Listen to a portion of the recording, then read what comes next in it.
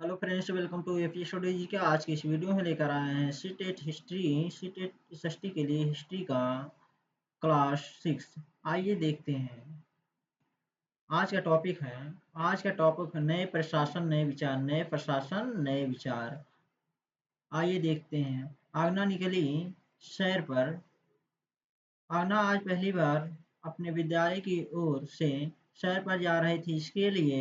उसने देर रात पुणे महाराष्ट्र से वाराणसी उत्तर प्रदेश की ट्रेन पकड़ी। स्टेशन पर आगना को छोड़ने आई उसकी माँ ने अध्यापिका से कहा, बच्चों को बुद्ध के बारे में बताने के साथ साथ उन्हें सारनाथ दिखाने भी ले जाया जाएगा। बुद्ध की कहानी। बुद्ध की कहानी। बौद्ध धर्म के संस्थापक सिद्धार्थ थे, जिन्हें गौतम बुद्ध के नाम से भी जाना जाता था। बौद्ध धर्म के संस्थापक कौन थे? सिद्धार्थ थे, जिसे गौतम बुद्ध के नाम से जाना जाता है। उनका जन्म लगभग 2500 ईसा पूर्व में हुआ था। यह वह समय था जब लोगों के जीवन में तेजी से परिवर्तन हो रहे थे। जैसा कि तुमने अध्याय 5 में पढ़ा है, महान जनपदों के कुछ राजा इस समय बहुत शक्तिशाली हो गए थे। हजारों सालों के बाद फिर से नगर उभर रहे थे। गांव के जीवन में भी बदलाव आ रहा था। गांव के जीवन में भी बदलाव आ रहा था। बहुत से विचारक इन परिवर्तनों को समझने का प्रयास कर रहे थे। वे जीवन के सच्चे अर्थ को भी जानना चाह रहे थे। बुद्ध क्षत्रिय थे तथा शाक्य नामक एक छोटे से गण से संबंधित थे। युवावस्था में ही ज्ञान की खोज में उन्होंने घर के सुखों को छोड़ दिया। अनेक वर्षों तक वे भ्रमण करते रहे तथा अन्य विचारकों से मिलकर चर्चा करते रहे। अंततः ज्ञान की प्राप्ति के लिए उन्हें स्वयं ही रास्ता ढूंढने का निश्चय लिया।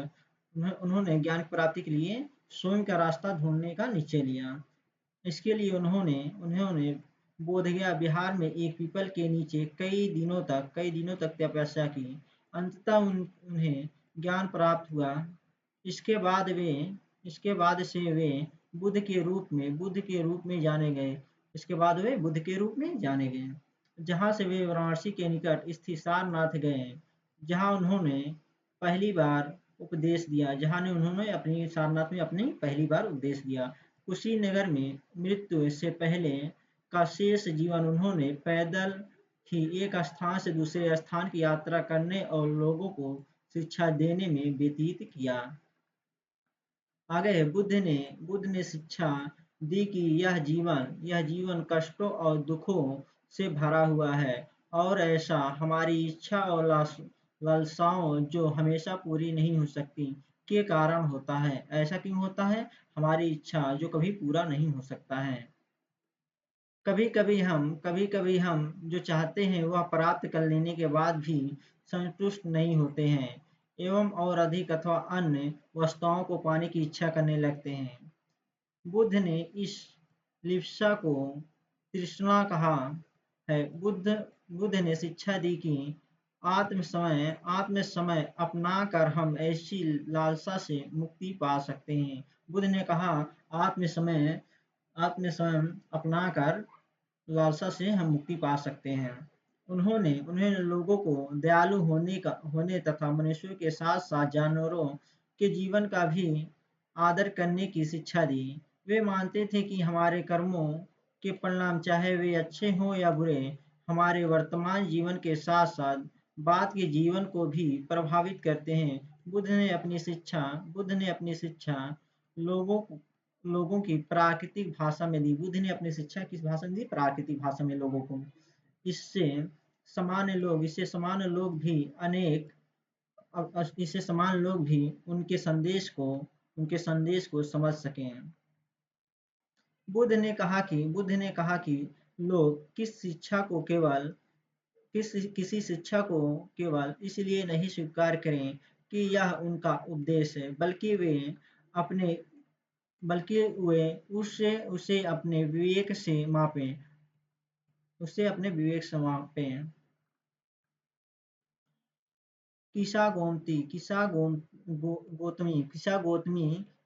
किस्सा गौतमी की कहानी। यह बुद्ध के विषय में एक प्रसिद्ध कहानी है। एक समय की बात है, गौतमी नामक एक स्त्री का पुत्र मर गया था। इस बात से वह इतनी दुखी हुई कि वह अपने बच्चों को गोद में लिए नगर की सड़कों पर घूम-घूम कर लोगों से प्रार्थना करने लगी कि कोई उसके पुत्र को जीवित कर दे। एक भला व्यक्ति उसे बुद्ध के पास ले गया। बुद्ध ने कहा, मुझे एक मुट्ठी सरसों के बीज लाकर दो, मैं तुम्हारे पुत्र को जीवित कर दूंगा। किस्सा गौतमी बहुत प्रसन्न हुई।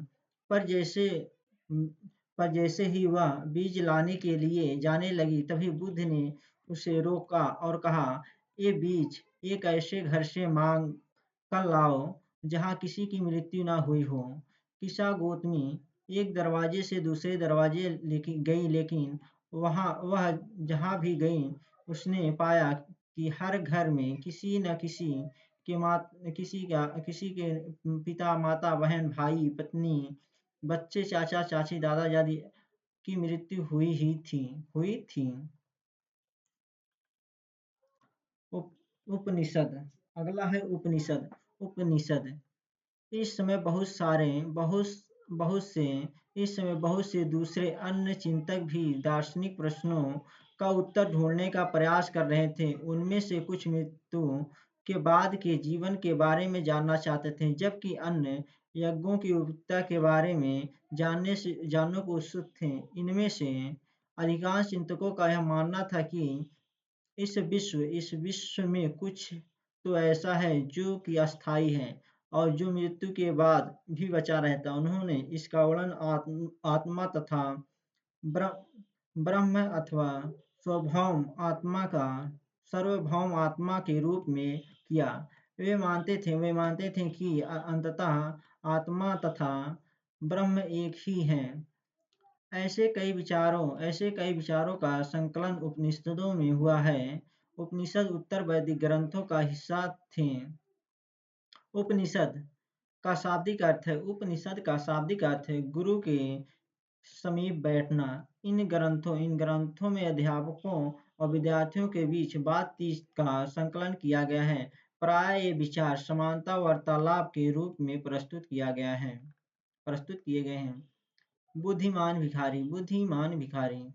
यह वार्तालाप छंदयोग उपनिषद नामक प्रसिद्ध उपनिषद की एक कहानी पर आधारित है।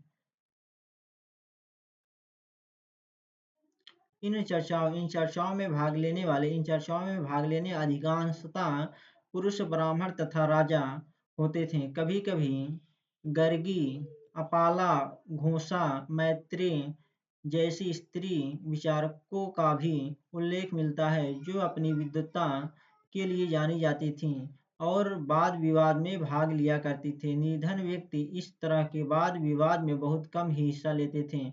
इस तरह का एक प्रसिद्ध अपवाद सत्यकाम जबाल का है।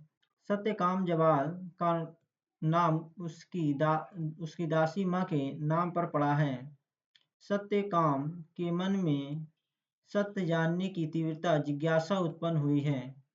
गौतम नामक एक ब्राह्मण ने उन्हें अपने विद्यार्थी के रूप में स्वीकार किया तथा वह अपने समय के सर्वाधिक प्रसिद्ध विचारकों में से एक बन गए। उपनिषदों के कई विचारकों का विकास बाद में प्रसिद्ध विचारक शंकराचार्य के द्वारा किया गया, जिनके बारे में तुम कक्षा 7 में पढ़ोगे। अगला है व्याकरणविद पाणिनि। इस युग में कुछ अन्य विद्वान भी खोज कर रहे थे। उन्हीं प्रसिद्ध विद्वानों में से एक पाणिनि ने संस्कृत भाषा के व्याकरण की रचना की। उन्होंने स्वर तथा व्यंजनों को एक विशेष क्रम में रखकर उनके आधार पर सूत्रों की रचना की। ये सूत्र बीजगणित के सूत्रों से काफी मिलते जुलते हैं। इसका प्रयोग कर उन्होंने संस्कृत भाषा के प्रयोग के नियम लघु सूत्रों में लगभग 3000 के रूप में लिखे हैं। जैन धर्म। अगला है जैन धर्म। इसी युग में अर्थात लगभग 2500 वर्ष पूर्व जैन धर्म के 24वें तथा अंतिम तीर्थंकर वर्धमान महावीर भी अपने विचार का प्रसार किया। वह वज्जी संघ के लक्ष्मी कुल के एक क्षत्रिय राजकुमार थे। इस संघ के विषय में तुमने अध्याय 5 में पढ़ा है। 30 वर्ष की आयु में उन्होंने घर छोड़ दिया और जंगल में रहने लगे। महावीर जो थे 30 वर्ष की आयु में घर छोड़ दिए थे और जंगल में रहने लगे थे। 12 वर्ष तक उन्होंने कठिन व एकाकी जीवन व्यतीत किया। इसके बाद उन्हें ज्ञान प्राप्त हुआ। 12 साल के बाद उन्हें ज्ञान प्राप्त हुआ महावीर स्वामी को। उनकी शिक्षा सरल थी। सत्य जानने की इच्छा रखने वाले प्रत्येक स्त्री व पुरुष को अपना घर छोड़ देना चाहिए। उन्हें अहिंसा के नियमों का कड़ाई से पालन करना चाहिए, अर्थात किसी भी जीव को न तो कष्ट देना चाहिए और न ही उसकी हत्या करनी चाहिए। महावीर का कहना था, सभी जीव जीना चाहते हैं, सभी के लिए जीवन प्रिय है। महावीर ने अपनी शिक्षा प्राकृतिक भाषा में दी।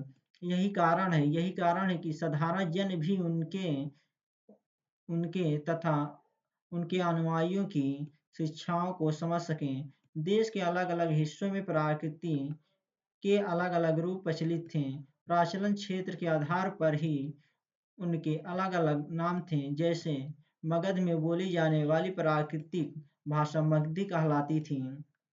जैन धर्म नाम से जाने गए महावीर के अनुयायियों को भोजन के लिए भिक्षा मांगकर सादा जीवन बिताना होता था। उन्हें पूरी तरह से ईमानदार होना पड़ता था तथा चोरी न करने की उन्हें सख्त हिदायत थी। उन्हें ब्रह्मचर्य का पालन करना होता था। पुरुषों को वस्त्र सहित सब कुछ त्याग देना पड़ता था। पुरुष को वस्त्र सहित सब कुछ त्याग देना पड़ता था।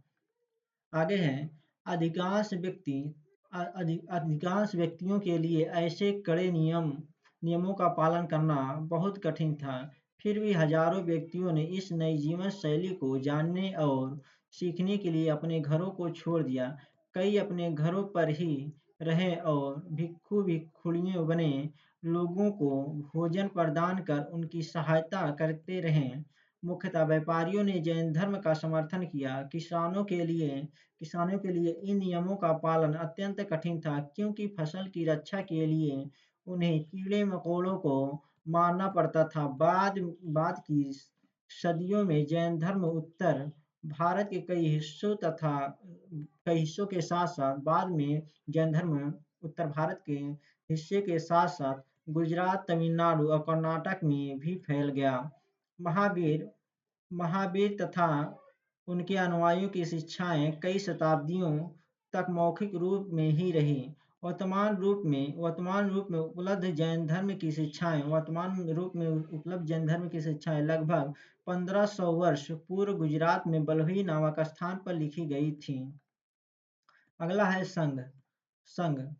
महावीर तथा बुद्ध दोनों का ही मानना था कि घर का त्याग करने पर ही सच्चे ज्ञान की प्राप्ति हो सकती है। ऐसे लोगों के लिए उन्होंने संघ नामक संगठन बनाया, जहां घर का त्याग करने वाले लोग एक साथ रह सकें। घर को त्याग करने वाले लोग एक साथ रह सकें। संघ में रहने वाले बौद्ध भिक्षुओं के लिए बनाए गए नियम विनय पिटक नामक ग्रंथ में मिलते हैं। विनय पिटक से हमें पता चलता है कि संघ में पुरुष और स्त्रियों के रहने के लिए अलग-अलग व्यवस्था थी। सभी व्यक्ति संघ में प्रवेश ले सकते थे। हालांकि संघ में प्रवेश के लिए बच्चों को अपने माता-पिता से, दासों को अपने स्वामी से, राजा के यहाँ काम करने वाले लोगों को राजा से तथा कर्जदारों को अपने देनदारों से अनुमति लेनी होती थी। एक स्त्री को इसके लिए अपने पति से अनुमति लेनी होती थी। संघ में प्रवेश लेने वाले स्त्री पुरुष बहुत सादा जीवन जीते थे। वे अपना अधिकांश समय ध्यान करने में बिताते थे और दिन के एक निश्चित समय में वे शहरों तथा गांवों में जाकर भिक्षा मांगते थे। यही कारण है कि उन्हें भिक्षु तथा भिक्षुणी साधु के लिए प्राकृतिक शब्द कहा गया है। वे आम लोगों को शिक्षा देते थे, वो आम लोगों को शिक्षा देते थे और साथ ही एक दूसरे की सहायता भी करते थे। किसी तरह की आपसी लड़ाई का निपटारा करने के लिए वे प्रायः बैठकें भी किया करते थे। संघ में प्रवेश लेने वालों में ब्राह्मण, क्षत्रिय, व्यापारी, मजदूर, नाई, गणिकाएँ तथा दास शामिल थे। इनमें से कई लोगों ने बुद्ध की शिक्षाओं के विषय में लिखा तथा कुछ लोगों ने संघ में अपने जीवन के विषय में सुंदर कविताओं की रचना की। बिहार बिहार जैन तथा बौद्ध भिक्षु पूरे साल एक स्थान से दूसरे स्थान पर घूमते हुए उपदेश दिया करते थे। केवल वर्षा ऋतु में जब यात्रा करना कठिन हो जाता था तो वे एक स्थान पर ही निवास करते थे। ऐसे समय में वे अनुयायियों द्वारा उद्यानों में बनवाए गए अस्थायी निवासों में अथवा पहाड़ी क्षेत्रों की प्राकृतिक गुफाओं में रहते थे। जैसे समय बीतता गया, भिक्षु-भिक्षुणियों ने स्वयं तथा उनके समर्थकों ने अधिक अस्थायी शरणस्थलों की आवश्यकता का अनुभव किया। तब कई शरणस्थल बनाए गए जिन्हें बिहार कहा गया है। आरंभिक विहार लकड़ी के बनाए गए थे तथा बाद में इनके निर्माण में ईंटों का प्रयोग होने लगा। पश्चिमी भारत में विशेषकर कुछ विहार पहाड़ियों को खोद कर बनाए गए हैं। प्रायः किसी धनी व्यापारी, राजा अथवा भूमि स्वामी द्वारा दान में दी गई भूमि पर विहार का निर्माण होता था। स्थानीय व्यक्ति भिक्षु-भिक्षुणियों के लिए भोजन, वस्त्र तथा दवाइयाँ लेकर आते थे, जिसके बदले में भिक्षु और भिक्षुणियों लोगों को शिक्षा देते थे। आगे आने वाली शताब्दियों में बौद्ध धर्म उपमहाद्वीप के विभिन्न हिस्सों के साथ-साथ बाहरी क्षेत्रों में भी फैल गया। इस समय बौद्ध धर्म की एक नई धारा महायान का विकास हुआ। इसकी दो मुख्य विशेषताएं थीं। पहले मूर्तियों में बुद्ध की उपस्थिति सिर्फ कुछ संकेतों के माध्यम से दर्शाई जाती थी। मिसाल के तौर पर उनकी निवारण प्राप्ति को पीपल के पेड़ की मूर्ति द्वारा दर्शाया जाता था, पर अब बुद्ध की प्रतिमाएं बनाई जाने लगीं। इनमें से अधिकांश मथुरा में तो कुछ तक्षशिला में बनाई जाने लगी हैं। दूसरा परिवर्तन बोधिसत्व में आस्था को लेकर आया। बोधिसत्व उन्हें कहते हैं जो ज्ञान प्राप्ति के बाद एकांतवास करते हुए ध्यान साधना कर सकते थे, लेकिन ऐसा करने के बजाय वे लोगों को शिक्षा देने और मदद करने के लिए सांसारिक परिवेश में ही रहना ठीक समझने लगे। धीरे-धीरे बोधिसत्व की पूजा काफी लोकप्रिय हो गई और पूरे मध्य एशिया, चीन और बाद में कोरिया तथा जापान तक फैल गई। बौद्ध धर्म का प्रसार पश्चिमी और दक्षिणी भारत में हुआ, जहाँ बौद्ध भिक्षुओं के रहने के लिए पहाड़ों में दर्जनों गुफाएं खोदी गईं। बौद्ध धर्म दक्षिण-पूर्व की ओर श्रीलंका, म्यांमार, थाईलैंड तथा इंडोनेशिया सहित दक्षिण-पूर्व एशिया के अन्य भागों में फैला। थेरवाद नामक बौद्ध धर्म का आरंभिक रूप इन क्षेत्रों में कहीं अधिक प्रचलित था।